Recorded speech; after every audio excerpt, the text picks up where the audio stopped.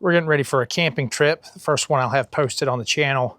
This is our Rockwood Highwall 296. We're getting it out to set everything up, just make sure we've got all our supplies and everything ready.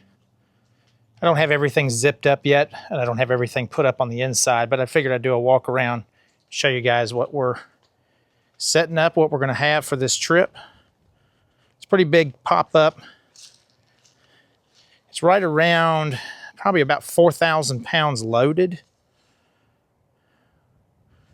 There's the exterior. Like I said, I'll try to get you some better video once we're fully set up. That's the exterior though. I believe it's a king size bed right on this side, queen size on the rear. They call it a high wall in case you've never seen one of these, because everything is at counter height when you come in. You don't have to raise your sink or anything. Remember, everything's not set up. We're getting some sheets on the bed today. So there's the front bed, king size bed there. You have pretty much all the amenities you'd have in a full-size camper, which is pretty nice. So we have a dinette that slides out to U-shape when we set that up. Queen size bed there in the back. And we've got a full bathroom right here. They call it a wet bath, shower, and toilet in that area. We've got the sink, double sink, stove and oven here.